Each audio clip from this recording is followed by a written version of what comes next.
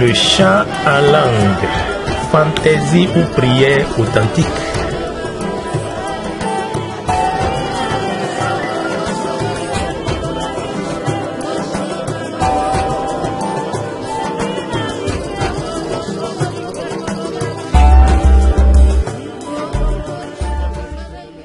Dans les assemblées de prière s'élève parfois une mélodie inintelligible et étonnamment harmonieuse. On appelle cela le chant en langue. Il désarçonne les uns et enthousiasme les autres. Invention des charismatiques, don de l'esprit, explication. Eh bien non, le chant en langue n'est pas une invention du renouveau charismatique. Saint Paul l'évoque au chapitre 12 et 14 de la première épître aux Corinthiens. Celui qui parle en langue ne parle pas pour les hommes, mais pour Dieu. Personne ne comprend, car sous l'effet de l'inspiration, il dit des choses mystérieuses.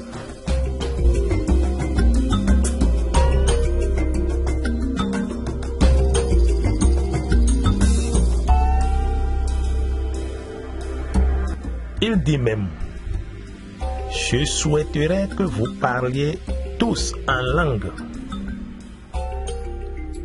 Saint Augustin évoque le chant en langue dans ses commentaires des psaumes.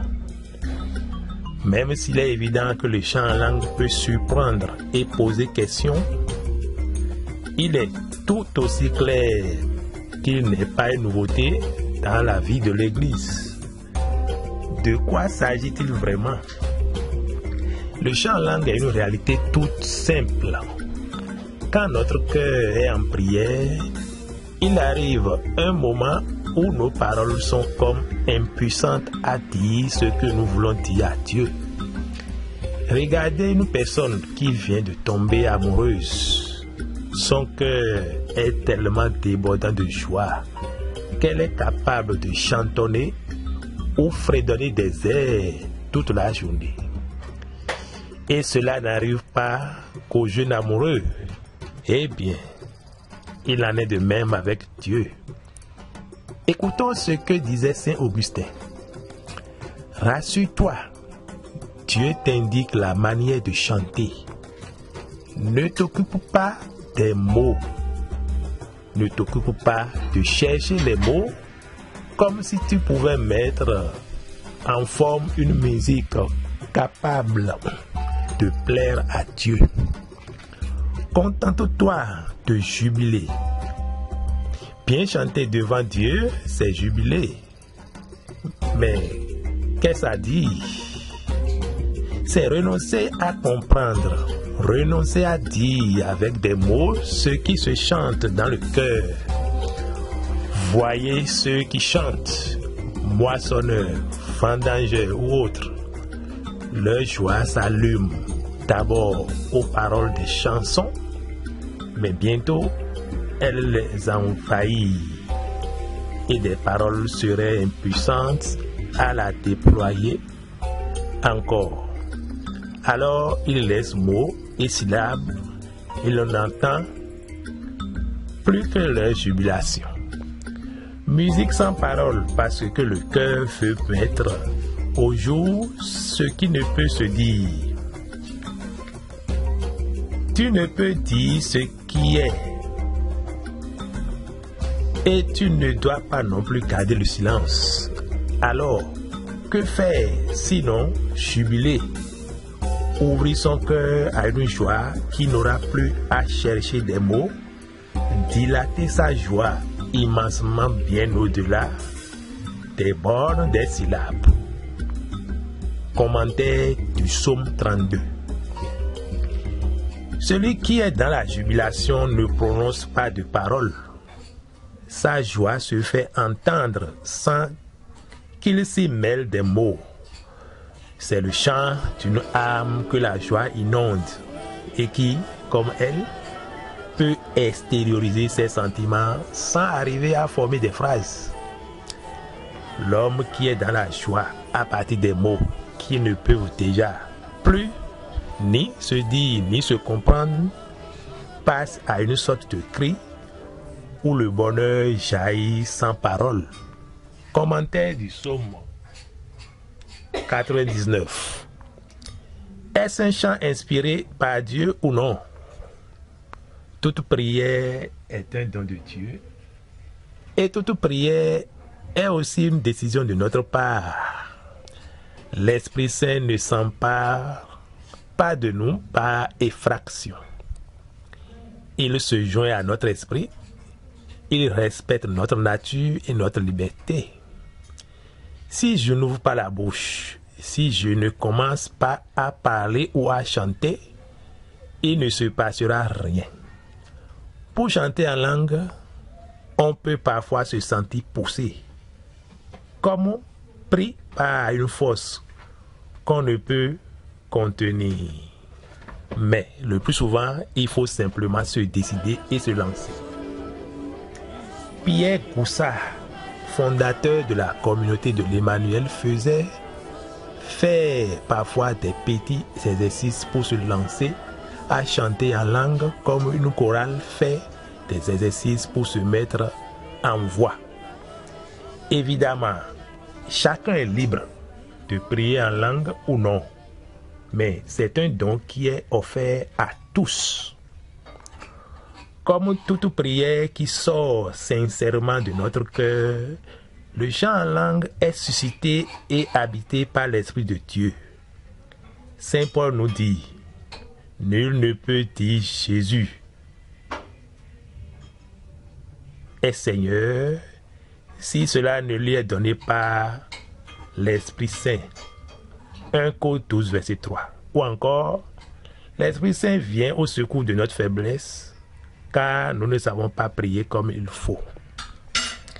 L'Esprit lui-même intercède pour nous par des gémissements inexprimables. Romains chapitre 8, verset 26. Pour autant, comme pour toute prière, il peut y avoir une manière de vivre le chant en langue qui n'est pas habitée car trop automatique. C'est une vigilance à avoir comme pour toute prière. Et à quoi sert le chant en langue? Saint Paul dit: celui qui parle en langue s'édifie lui-même. 1 Corinthiens 14, verset 4. Le chant en langue est le seul charisme qui est avant tout au service de celui qui l'exerce. Le chant en langue fortifie la foi de celui qui le pratique. Il ouvre à une plus grande écoute de la parole de Dieu et à une plus grande docilité à l'Esprit Saint. C'est aussi une arme puissante dans le combat spirituel. Vous voyez, un alléluia, un seul alléluia peut se transformer en chant en langue. Un seul alléluia chanté par une grande assemblée de prière peut faire détaler les esprits mauvais, créer la guérison et édifier le peuple de Dieu. Nous l'avons vu sur l'une des paroisses de Cotonou, ici. Cela choque certains qui ne comprennent pas ou souvent trouvent cela ridicule. Le chant en langue, c'est une arme puissante dans le combat spirituel, en particulier quand on n'a plus de mal à prier. Cela choque certains qui ne comprennent pas ou trouvent cela ridicule. Parfois, ne vaudrait-il pas mieux éviter le chant en langue?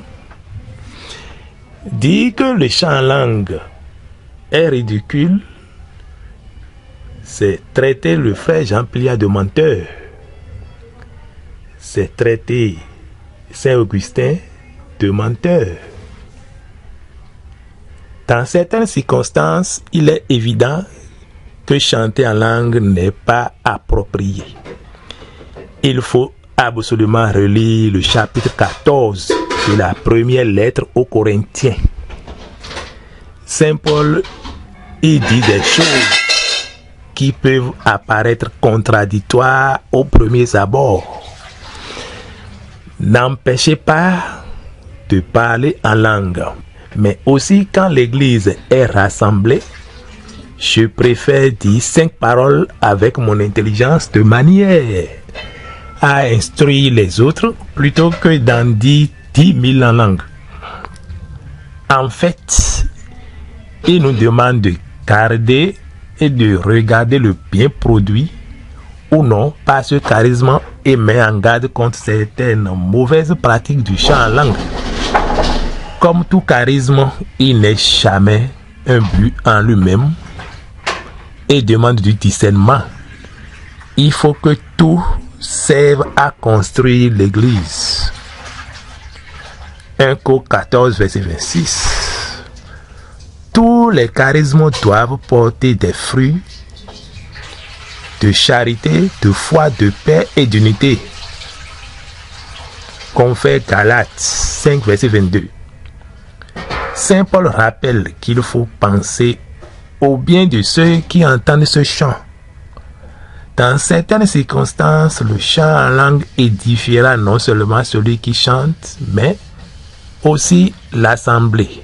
En particulier si le chant en langue est suivi d'une parole ou d'une prophétie. Dans d'autres, on aura avantage à susciter. C'est en particulier le cas lorsque l'assistance ne connaît pas du tout ce type de prière et qu'on n'a pas le temps de l'expliquer. Toi, bien sûr, tu fais une belle action de grâce, mais ce n'est pas constructif pour l'autre. Bref, en conclusion, il suffit d'un peu de bon sens et de discernement pour exercer ce charisme parfois déroutant. J'ai compris, disait Marie, que le don de l'esprit n'annulait pas ma liberté. La première fois que j'ai vu et entendu un chant en langue, j'ai été très étonné. Comment l'Esprit Saint pouvait-il inspirer cela? Je pensais que les personnes qui chantaient devaient ressentir une sorte de prise de possession de l'esprit et que c'était plus fort qu'elle. Quand j'ai reçu l'effusion de l'esprit, j'attendais de sentir cette force en moi, de la sentir physiquement. J'attendais de sentir bouillonner dans ma bouche les syllabes inspirées par l'esprit. Mais je n'ai rien senti. J'ai compris que le don de l'esprit n'annulait pas ma liberté. Si j'avais le désir de chanter en langue, je devais non seulement ouvrir la bouche, mais prononcer des syllabes. J'ai compris que ces syllabes, c'était bien moi qui les prononçais et pas un autre en moi. Alors, je me suis jeté à l'eau dans un acte de foi. N'avais-je pas reçu l'Esprit Saint? Donc, quand d'autres autour de moi se sont mis à chanter, je les ai accompagnés. Mon chant n'était pas terrible. C'était du genre murmure. Bah, bah. Mais ce fut comme un déblocage spirituel. Aujourd'hui, je prie en langue tous les jours, dans la louange, mais aussi dans mon temps de prière personnel. Extrait d'Esprit Saint vient. Il est vivant. Numéro 139, décembre 1997, page 22.